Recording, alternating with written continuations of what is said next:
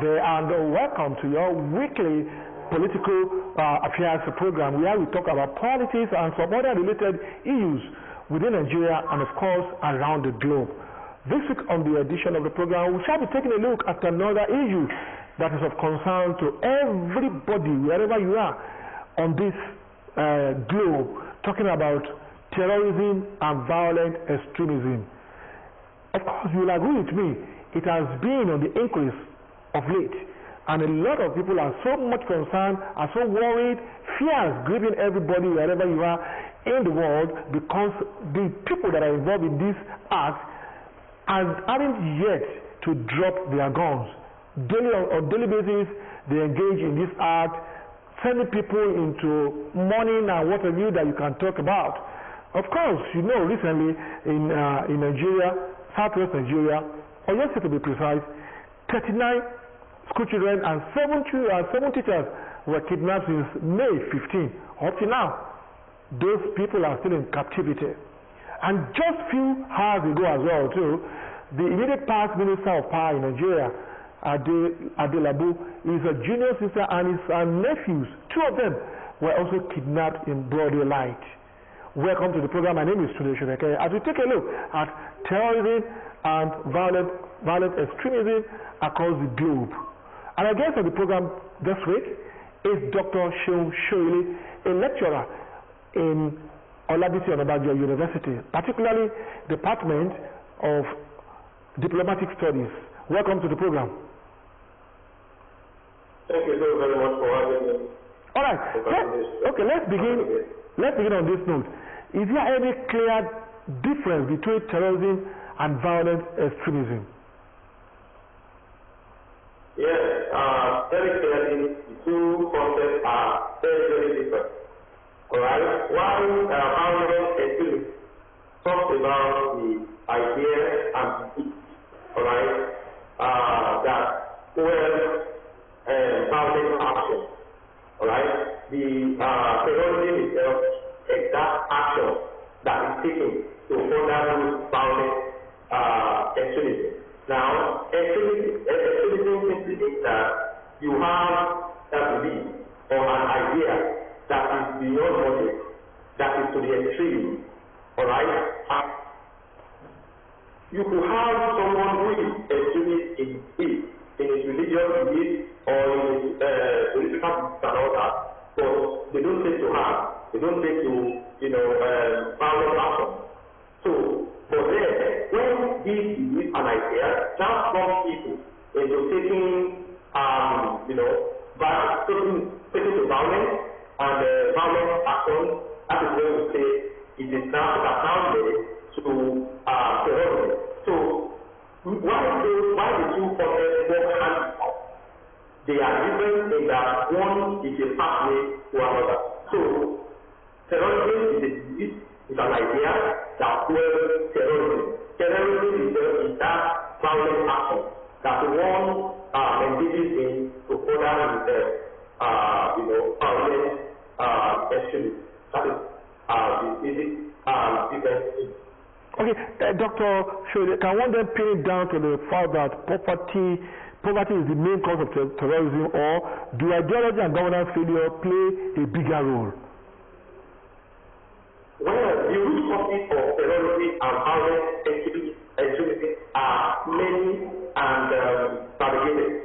It's a complex interaction of political, social, economic, psychology, and psychological conditions. So, because if we say poverty is the root cause of terrorism and violent extremism. So, idea now is that how many Nigerians are poor and how many of them are taken to terrorist activities or terrorism as well. So, why one would say that poverty is a factor? It's come together to play a role in the kind of terrorism that we witness in our country. But one fundamental thing that one will say with regard to state reform is that underlying and violent extremism is that factor of poverty. It's an underlying factor. So when we have terrorist attacks and terrorism playing out in our modern time, we discover that many of those things are they are experts as well of what poverty.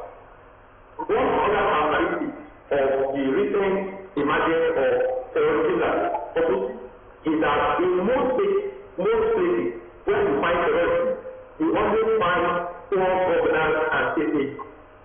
So you find out that terrorist organizations take their awards in places or what is called government states within the state. They don't go where governance is strong.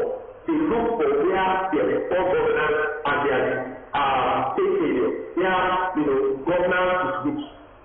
That's another thing that is characteristic of the characteristic of poverty. Terrorism acts that we are seeing. Now, beyond that, we also find two unemployment. You see, in places where youth lack or face opportunity, you see, they are only going to be the preponderance of terrorism or extremist activities in those places. So, extremist organizations usually target youth because the youth that have limited opportunities.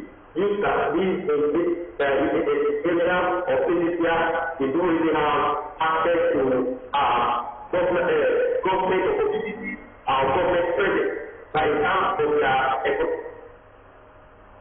So the target youth who are usually energetic, who are dynamic, and usually easy to mobilize, and also many of these youth that are targets of extremist organizations are youth who, for the most part, are looking for identity and purpose. Putting all of these things together, we see clearly why poverty,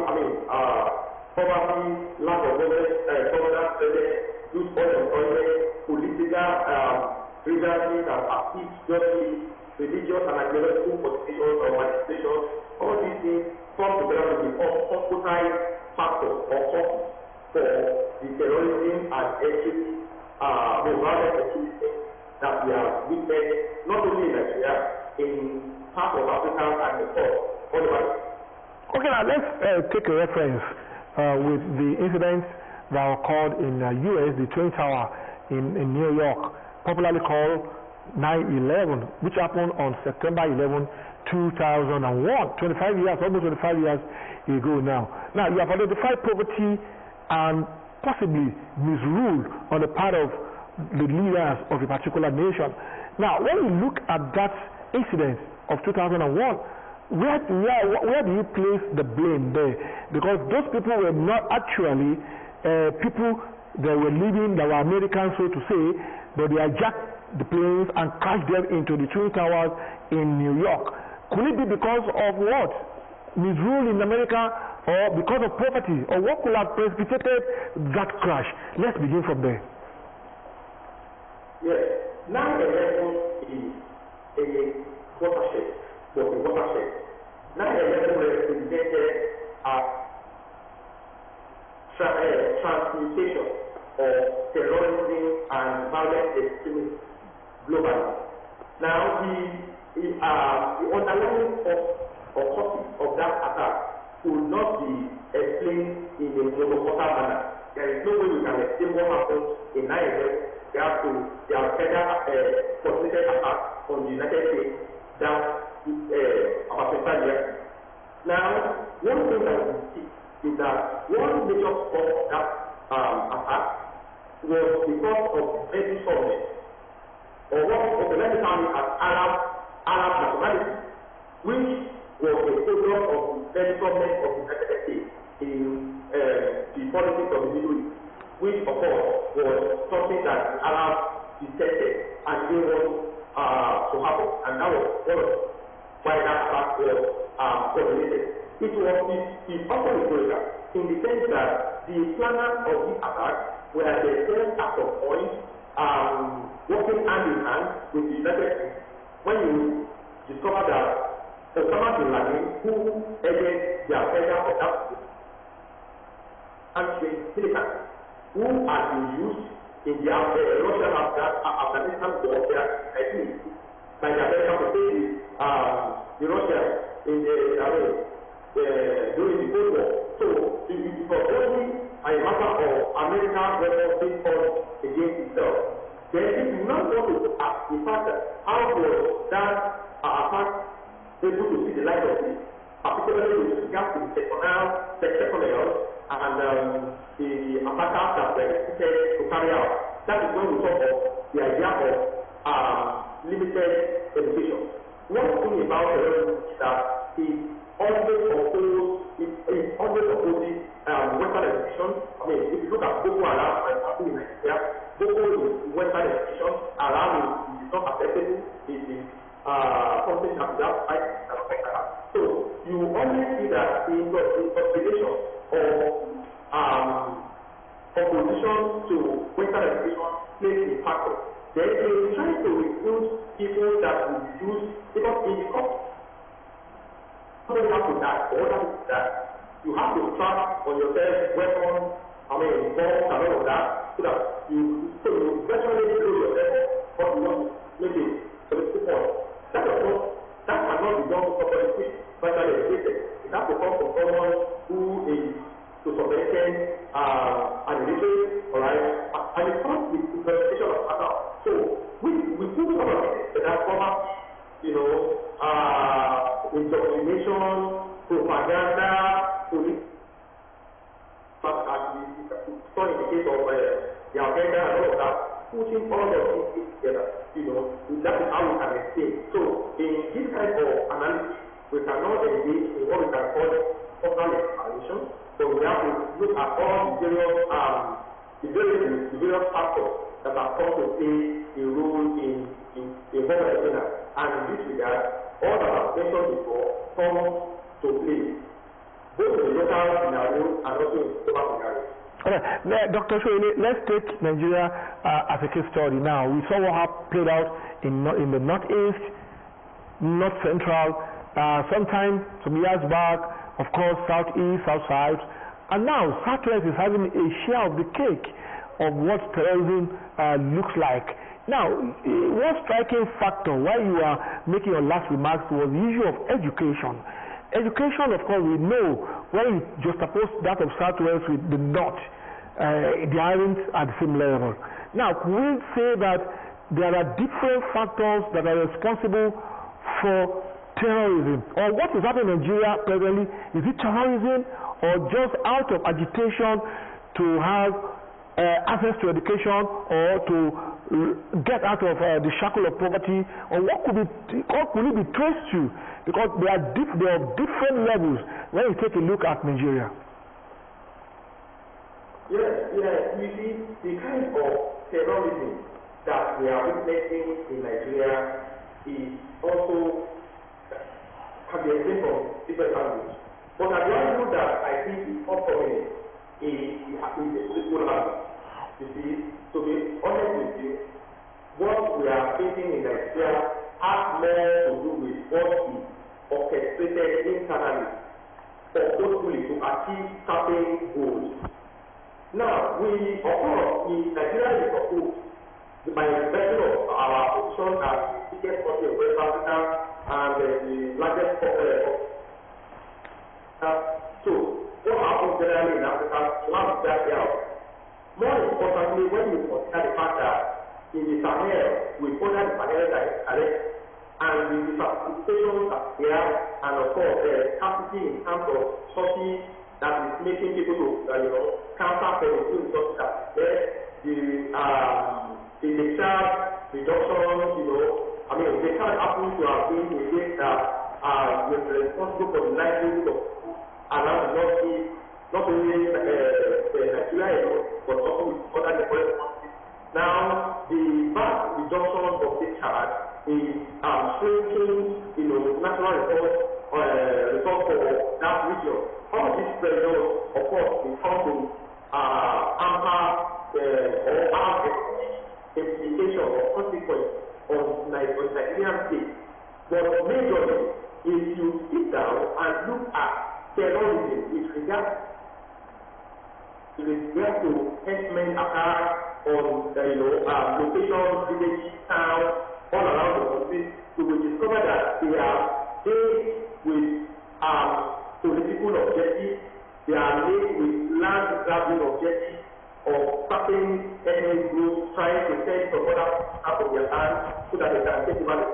And all of these things are there. But one thing that is a common denominator in what we have seen from 2014 up to date is that whenever there is a major election coming, we always see these coming to the fore. And so, without pointing to the actors who or some of one can get who are behind of these things, we can see clearly that it is always carried out to achieve political objectives, and that makes it very difficult for such terrorist activity to be fought, such attacks to be fought, because for the most part, some prominent political actors, some prominent Nigerian influential people are many times behind some of these acts.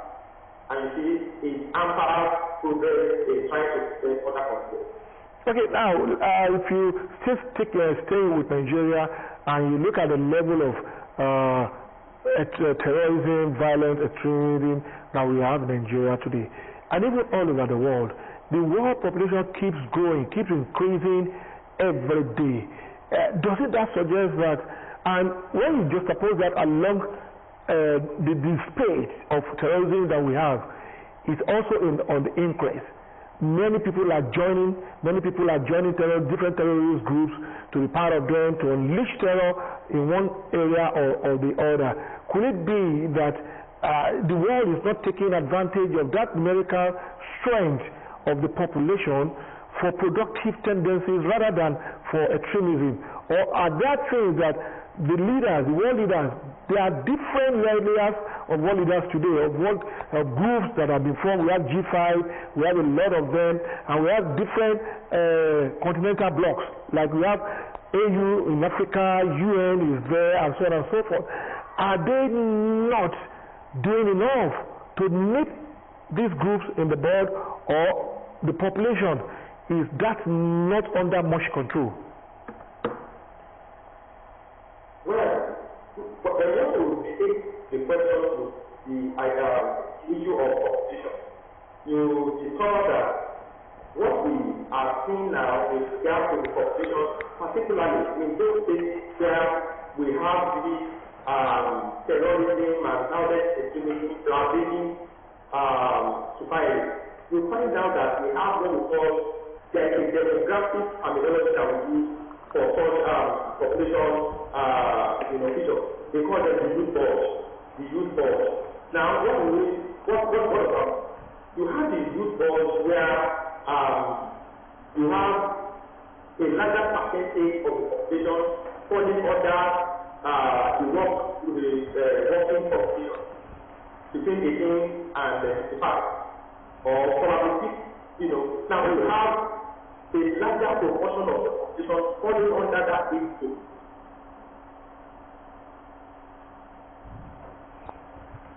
Okay, I'm sure Dr. Sheun Shoile, our guest on the program this week on Democratic Party, will be back shortly. Okay.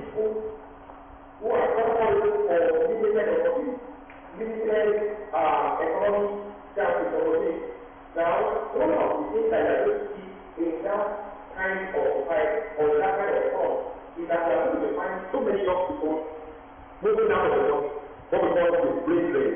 You will agree with me that this is one of the social problems that we are facing in Nigeria, where everybody is just looking for an opportunity to jump out. Even though the immigration laws are being tightened for the daily basis, because what just happened in every other country, US, the other time Cambodia government announced just about a week ago that all to give their country like defense and all that, you see, countries are tightening up their nose with regard to immigration. But then, limited opportunity, economic opportunity to continue to push young people out there. Now, that is on the internal side. On the internal side, everybody wants to get to belong. Everybody wants to see there's an analytic criteria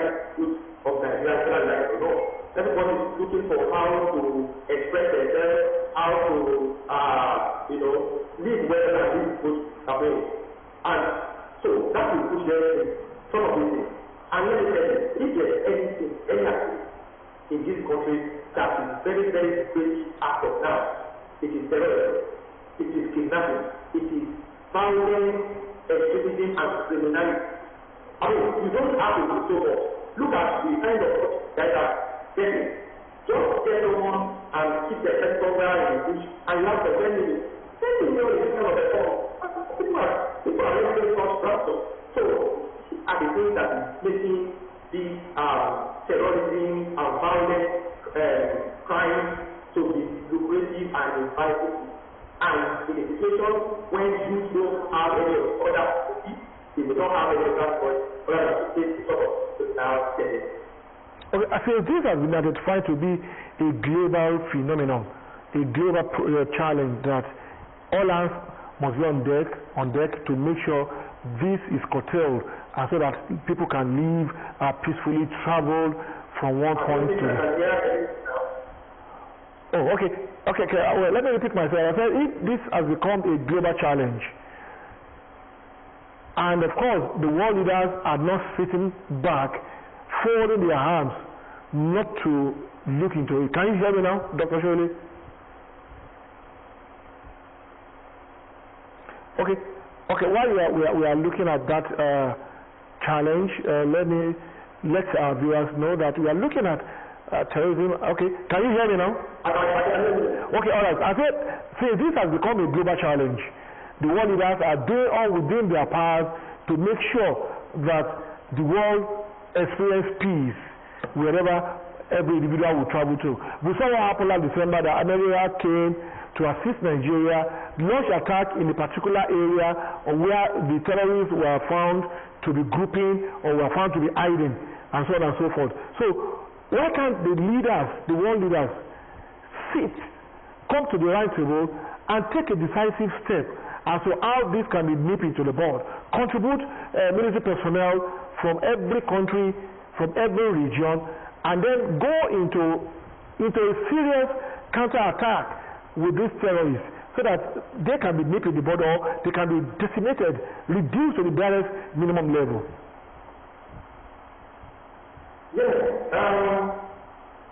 it is countering terrorism can only not be military and security operations alone. Now, we have started by trying to distinguish between terrorism and violent extremism. One is idea and belief related, while one is violence related. Now, the one that is violence related, which is terrorism, can be countered using security and military or what we call kinetic methods. Alright? But the one that is idea and belief, that one is the one that is the problem. Because idea and belief don't die with those who carry them or with those who suspect them. Alright? So even when the terrorists are being taken out, the idea and belief are more common. Alright? To take out just like that. So in trying to counter terrorism and violent extremism, there are two pathways, two related pathways that must be taken. The first one is counter terrorism. Now we now have terrorist attack. We now have these terrorists taking over the whole place. Military and security personnel and operatives will have to be equipped adequately. Countries, because now terrorism has gone transnational, countries must come together and come up with a common cause. Come up with a common strategy towards countering terrorism. And that is exactly what we are doing with American military coming to work closely with Nigerian military in countering these terrorist cells and networks in Nigeria, with the December attack that we saw somewhere around Sokoto and all of that. So that is one, the kinetic aspect. Now, the other one that has to do with ideas and belief. These ideas are propagated and spread through propaganda. Now, globalization has even made it so easy that you cannot use social media, you cannot use technology, or to propound these ideas. So, the way to counter these violent extremism is by countering them with an offensive information, an offensive message that is being sent. you know, the message, for example, that if you die in the course of carrying out a terrorist attack, you'll find yourself in a lot of right, being affected to by the 7 virgins. And you see, for some people, because of lack of exposure, because of lack of preparation, this looks enticing. I mean, for them to be in the service of 7 virgins in the afterlife, I mean, looks so exciting. So there must be an indication in that regard that all these things are there propaganda and they have no foundation in truth. And it is by, you know, reorientating constant effort at educating young people, particularly those where they have limited access to Western education. It is all of these things that must be sustained for this violent extremism to be called to the reality minimum. In this regard, one of I appreciate the effort of the former President Goodluck, who did a lot of effort in trying to build a mandatory school in over the law. You know, this was a good step in the right direction. This has been sustained by subsidizing of oppressive government. Maybe the violence that we are having now will have not been at this level, at this stage. Maybe it can be forced to the general anymore. So these are the things that we have to look at. We must tackle the idea and belief on one hand, and must also use the military to tackle the violent crime on the other. Okay, the military does not make the nation alone. There are civilians that are there too. Under this group, we have religious leaders, we have traditional rulers, we have schools that are spread across. And so what role do you think that these religious leaders, traditional rulers, schools can play in the de-radicalization of this act? Okay. All right, I don't get that you are trying to ask about the role that traditional rulers will play in curbing terrorism and violent crime. You're right, yeah. That's the summary. Okay, good. Now, you see, everybody is a member of the community. Everybody. You are resident in a particular community where you are known, and you are a local member. You are known to your family level, you are known to your, like you know, one, they will tell you, you are from this compound, you are from this family. You know, that is how you are. So everybody must be known in a particular community. The end of every community is the king. And so, they have been known that is closer to the grassroots. And, you know, they have been known to some extent they have that control over the domain that they reign over. And so, in causing terror, all these kidnappers, these terrorists, these violent extremists are members of a family. They are members of a community. Alright? And so, that is the way to go if we are to solve this current state of violence. Because, let me tell you, these guys who are kidnapping hundreds of people and marching them into forest. They don't jump into those forests. They don't just disappear from where they are kidnapped and found themselves in the forest where they are taking their victims.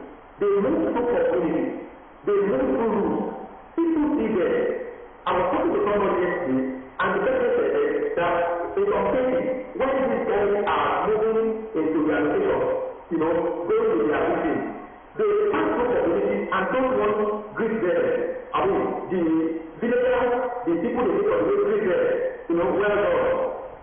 Let's push it after the day, you know. And all this is, they go there. But you see, when the security is not strong, and that is the problem that we have in the country. We don't have security mechanism and apparatus. It is even happening that in the 21st century, some people will man hundreds of people within a country that has government, that have a government that has government, a government that has security, you know,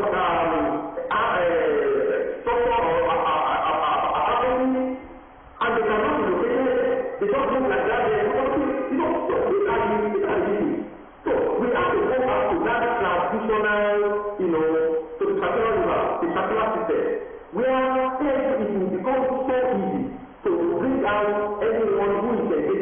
some of these things. And I was an example in my own town where I came from.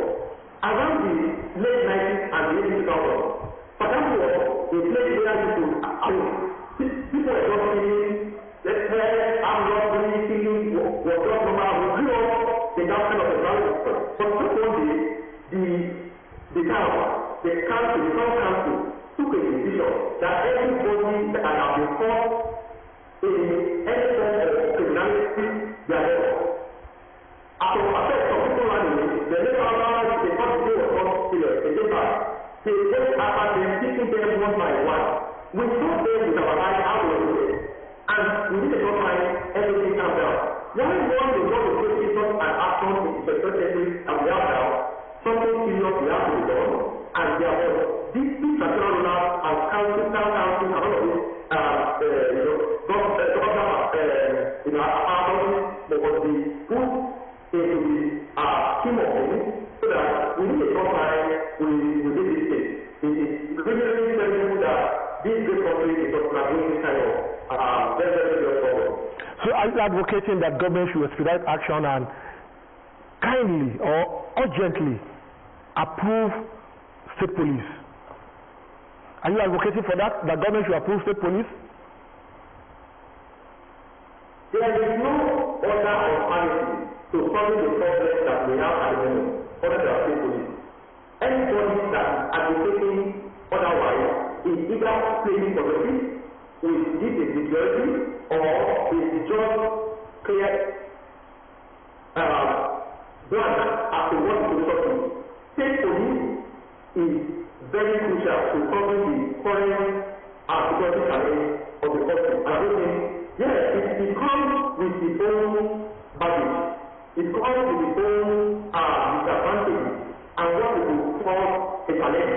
Of course, the idea that the governor will hijack those state police and use them to run, political opponents, and that they could be used for, some extra political, circumstances and all, solution for all. But the thing is that, as it is, the federal government is too stressed with so many constitutional responsibilities and functions, and it is making it incapable of securing the needs of every nook and cranny of this country. So the thing you have to take responsibility for safety of their state, the community, and so it's not easy for the government to ask the local government chairman to take out the security of their various domains, and it will be easy for the local government chairman to come on national level to take out of their domains. If you go deep route from bottom up approach, we will find that we will come out this security within a short period of time.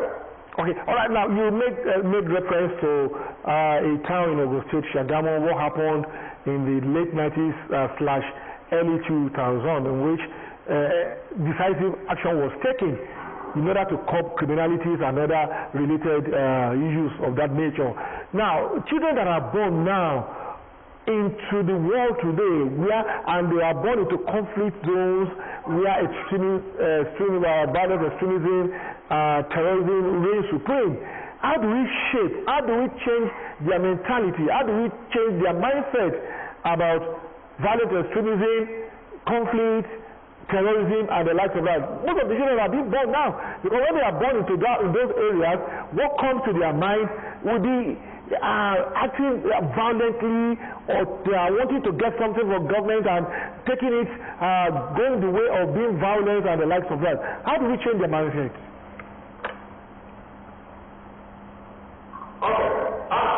You see, like you said, that we are not talking about is the counter-terrorism solution. The one we are asking now is how to counter violent extremism, which essentially is predominantly idea and belief related. Now, the question is that we must now begin to take charge of what is being preached in the public space. Now, religion itself does not have any problem. There is no religion that preaches violence. There is no religion that preaches that people to kill themselves. Alright? What happens is that when religious leaders is going to switch religious injunctions, alright? Or start manipulating or perverting them, then that is when we begin to have problems. So where do we start from? We have to start from those avenues through which people get into investigated religious matters, alright? So we will go by way of participating preachers, both Islamic and Christian. We know those who are tending to preach violence. We know those who are tending to manipulate messages that will allow negativity in the mind of the citizens. So we want to control the other religion and religious activity in supposed to be charity. So if the spiritual leader is possible, how can we not do that the people around that we are taking with the investing our creation out of the particular religious sect, which came out of certain kind of teaching or certain kind of interpretation that comes from the religious leader? How do we explain what happens in that area where the religious sect began to become confrontational, right? Began to confront the state? It's not a religious sect. So we have to look in that direction. More importantly, we must also do a lot to make sure that it is the responsibility of government to educate every member of the society. It is one of the responsibilities of government that government cannot try to do. It will be difficult to ask someone who is sufficiently educated to trust God around yourself to go and kill people, to go to where people are, and I'm not going to. So this extremism comes with in states where you find out that the education is at its lowest. What is the position of some of these states where we have this interpretation in terms of their position education price, in terms of national education, what number are they? You find it in the being places where government education is still at its infancy. It's not that popular, So we have to look also in that direction. Another thing by which we can before is to extend economic opportunity to all our countries. And that comes with the responsible leadership, the responsible governance, where the resources of Nigeria is enough for everybody's needs, but not everybody's greed. That is the problem. If we can cause greed, if we can cause maladministration, corruption, and all these things, we find out that we can do more with what we have in this country, and to be honest with you, the government has to be more responsible. If this is done, we will see that we will have caused this insecurity by other citizens.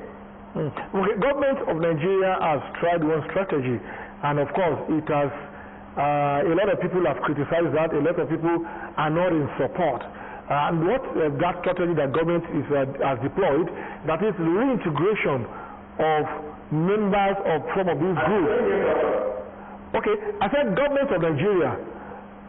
Okay, government of Nigeria has deployed a strategy, and that strategy is that they are reintegrating those that have succumbed, those that have surrendered, that they are not part of one group or the other, a terrorist group or the other, into the society. They have reintegrated them back into the society.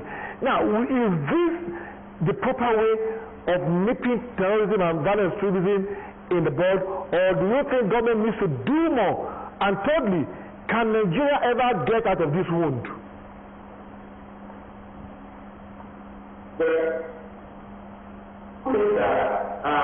Former terrorists or former kidnappers or former extremists can be brought into the military or can be integrated into society, and the employees in the military are putting on the people. They don't know what this problem to do.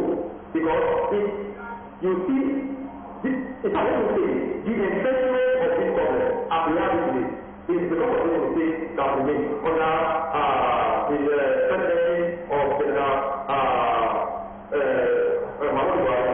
in which we are trying to integrate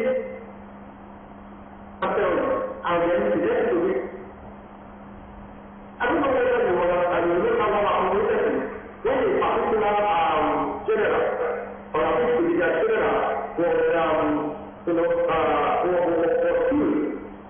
It's right, it's recorded assassination of a military brigadier general and was posted on the website on the social media, all over the place. Now, how do you think that man was arrested? How do you think that man was got it? Very clearly, he had escaped an attack on the brigade and he went to make a call, make a signal to the headquarters, telling them his coordinate, his location. And before the military could get there, the military had been there to capture him. How did the terrorists know the location of the brigadier general just before they go to the military headquarters? That is the problem of integrating terrorism into the military architecture of the country. Because, like I said, this thing is an ideology. This thing is a belief. Beliefs don't die easily. Ideology don't get dislodged easily in an individual. It just goes silent. It goes silent. It just goes silent there. And when the need comes for you to use, in fact, I think that the practice of the terrorism that let us ask some of our guys in the military. We are moving towards the direction. The strategy for coping this thing is always reduced to the terrorists beforehand. So once they are located in the place and the military international have to come to place, this information will have reached there, they will have moved to another place. What of those people, the local people, who will have seen the military while they are coming and will have alerted them for them to move? So you see all of these things playing out. So understand the problem is particularly the one that they are taking in Nigeria.